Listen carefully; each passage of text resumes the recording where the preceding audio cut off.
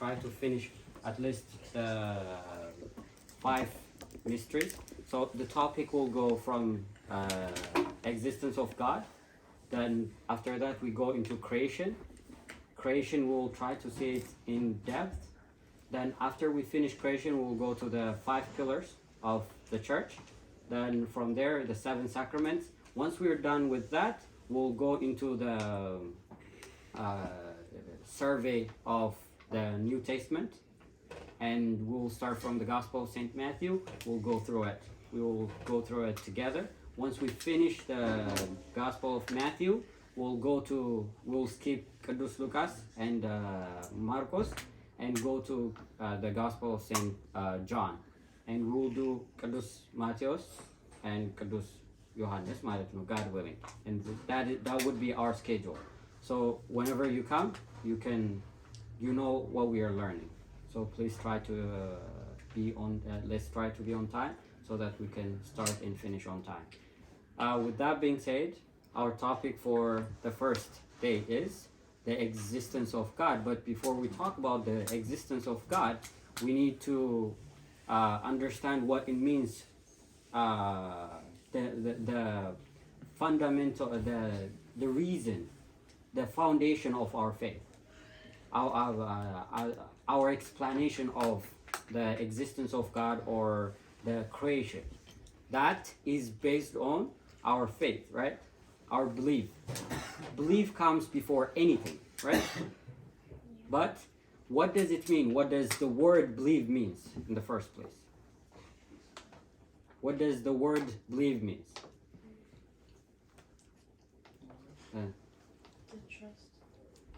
To trust. To trust, right? So in the book of Hebrews, Saint Paul writes to us.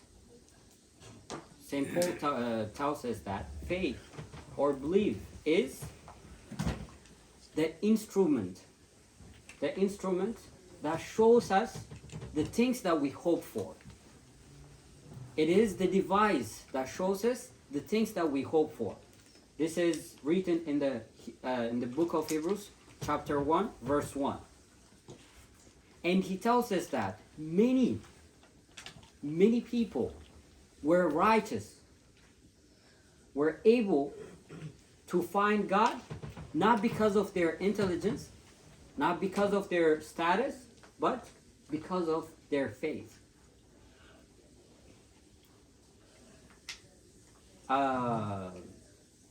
In the book of Romans, again, Qudus Paulus tells us, Tzadika ba'amin yahayu.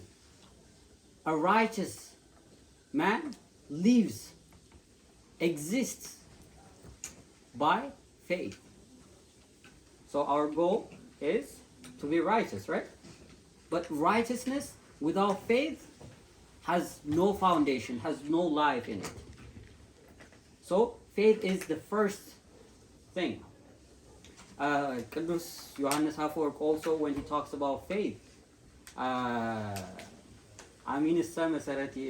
right? He says that faith, belief is the foundation. And he says that the rest are walls and roofs. The rest of the things, the rest of, like, let's say the scriptures, the books, the songs, the hymns, everything else is like the walls and the roofs. If there is no foundation to the house, do you think the roof and the wall will stand by itself? It wouldn't, right? It would exist for some time, but when there is when a strong wind blows, it would shatter to pieces, right? It will collapse.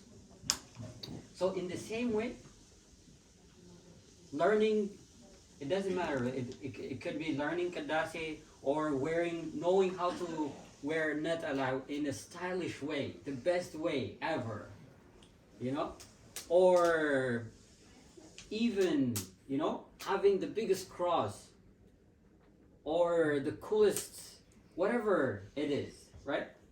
All this wouldn't matter if we don't have faith. Faith is the foundation. But what does it mean? What do we mean when we say we believe in God? We have faith in God. What does it mean when we say we believe in God? Does it mean that we know that God exists? Does it mean that? No. It cannot be, right? Knowledge and faith are completely two different things. For instance, in his epistle, St. Paul tells us that the devil knows that God exists the same way you know it. And not only he knows that God exists, he trembles because of the existence of God, right? When he thinks about the existence of God, he fears, right? But the thing is, does it mean that he believes in God? No. So what does it mean to have faith in God, to believe in God? It is not that we assume that there is God, or we hope that there will be God that will save us, that would love us, that created us. We don't hope. It's not only knowledge. It is not limited there. It goes even beyond that. It goes to deeper into our soul, deeper into our heart. And that means our heart, our foundation starts with the trust that we have in God. We rely for everything we have on God. When we say we believe in God, we're not saying that we know God exists and we love God. It is not even talking about that.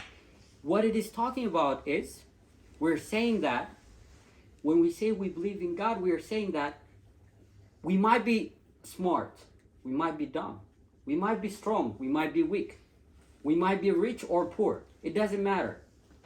Despite all that, the beginning of who we are starts on our faith, on our reliance, how much we trust in God. Our life, anything that we do, we want to ride a bike, right? But we ride a bike not because we can ride a bike. It doesn't start from there. It starts, everything we do in life has a reason. It ties back to God.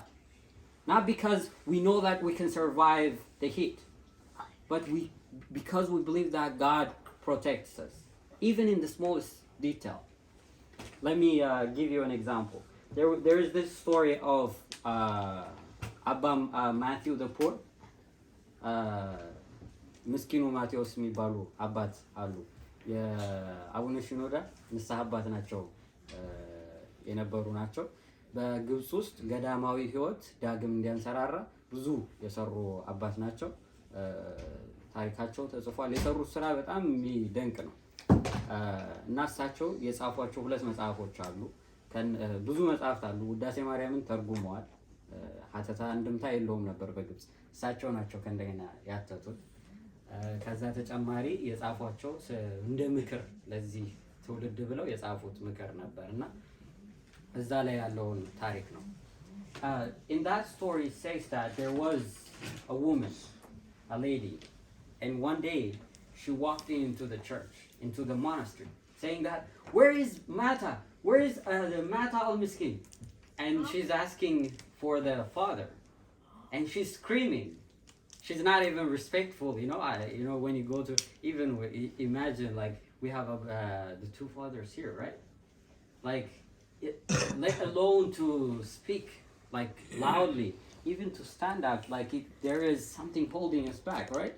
Is this right, to stand in front of them, right? We have that respect, and that's how they are.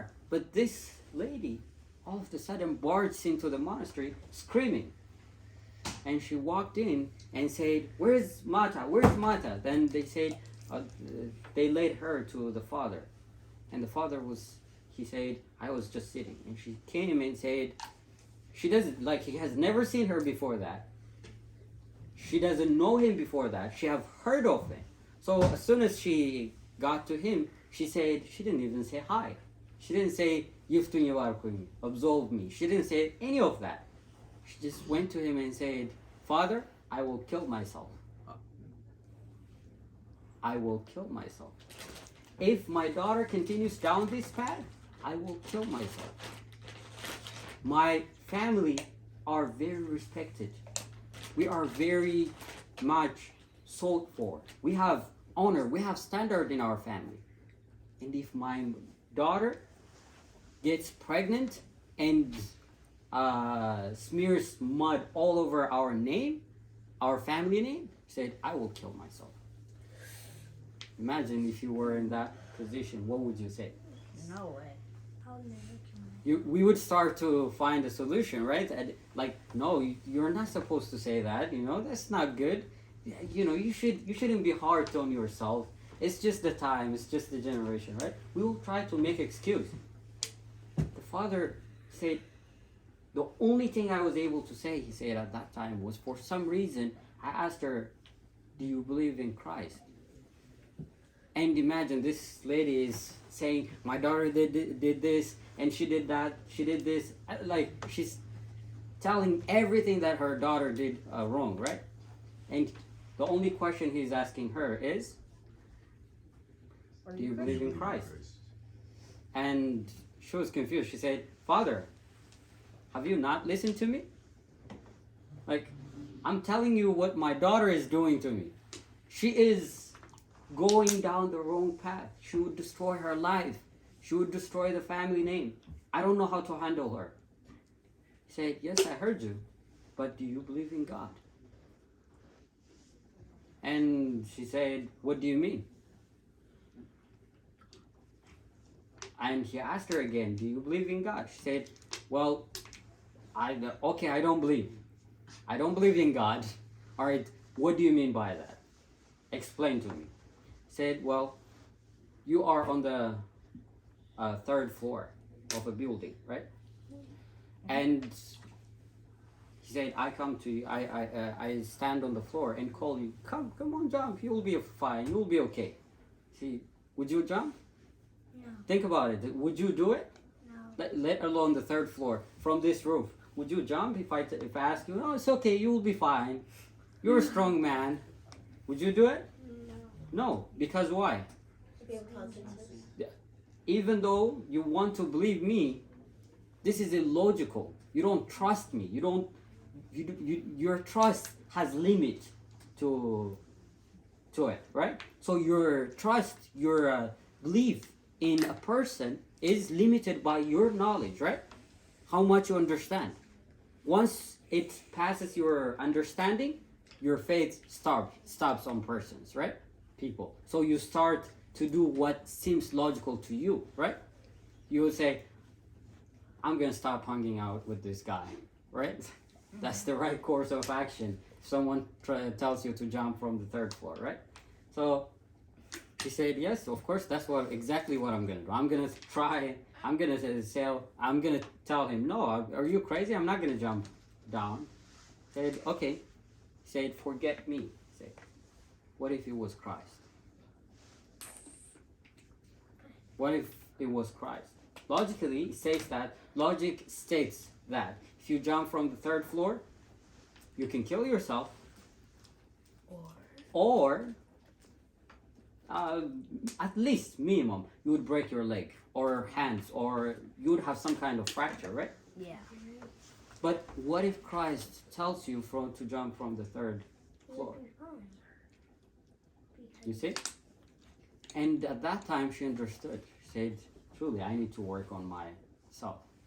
We because it is not, the belief doesn't come from our intelligence, our knowledge, it comes from our heart, our soul. You see? Knowledge is the power of the mind, right? Faith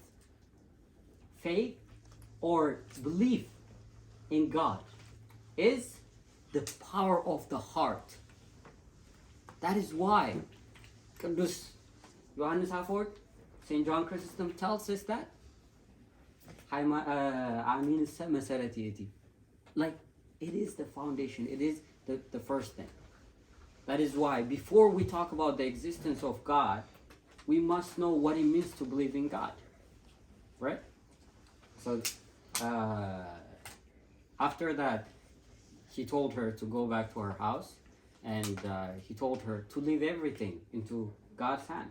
If you trust God, you would trust that God will take care of your affairs as well, right?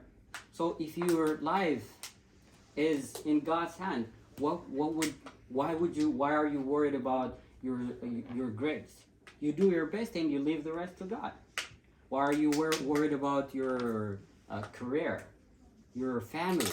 It becomes nonsense to worry about, to obsess about these problems. So when she realized this, said, "Are you sure it will work?" Said, "Yes, just go do it." Then he sent her home. She went home and started working on herself.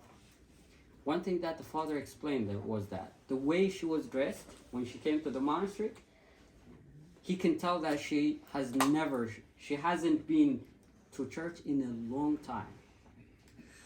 That's the first thing. The second thing, the daughter is taking whatever the mother is doing, she's just taking it, another step. But other than that, she's not doing anything different. The mother goes out to parties, the daughter goes out to parties. The mother listens to Egyptian music, the daughter listens to Western music. The mother dresses up to here, the daughter dresses up to here. So he knew that the problem is the mother just trusting God in Christ. Then with that being said, she went ahead, she repented, she burned all her pants. Then she only started dressing, dresses, right? Kamis. Other than that, she took the rest and burned them. Then after that, instead of arguing with her daughter, she would close herself behind the door and she had a confession. She started working on whatever was given to her. What she was given was to read the gospel. As she was reading every day, the daughter started wondering what happened to her mother. The mother used to nag her every day. Now all of a sudden she's quiet. So one day the daughter went to borrow her mother's dress, and she barged into the bedroom. She saw her mother in tears, and she had the Bible open in front of her. The daughter was confused. She looked into the clothing. There is nothing that, none of those, stylish clothes exist anymore. She was confused. She just walked out. Then a week later, that daughter came crying, and she fell in the arms of her mom, and she begged for her mercy, saying that, "Mom, I know I try to make myself happy, but I'm not happy. I try to make myself beautiful, but I'm not beautiful." Why? Because when we don't have God in our life, when our foundation is not in the right place, everything in our life won't be in the right place. Then the mother came this time in joy, screaming to the monastery, to the father, and she said to him, Father, guess what? A miracle has happened in my house." Said, "What happened?" Said, "My daughter has returned to me. She has started going to Sunday school, and she has started repenting." Said, "How's that a miracle?" It becomes a miracle. This kind of silly things becomes a miracle when we stop believing, trusting in God. See? So, the first thing is Haymanut, and this is what we mean when we say we believe in God, is that everything, our foundation is God. That is what we mean. Our heart relies on God more than our knowledge, or more than the signs, more than the things that we see and we hear. More than that, we rely on God. That is the first thing. Now we know that what it means to believe in God. Next time we'll go into the existence of God, why we believe in what we mean, why we say God exists, and why some other people say that God doesn't exist. You know, you can think about the Big Bang Theory, do your research. When you come back, we'll just continue from there. Okay? وسبحانك لله ወለወላዲቱ ድንግል ወለመስቀሉ ክቡር አሜን። Amen. If you guys have a question, let's have a discussion on now.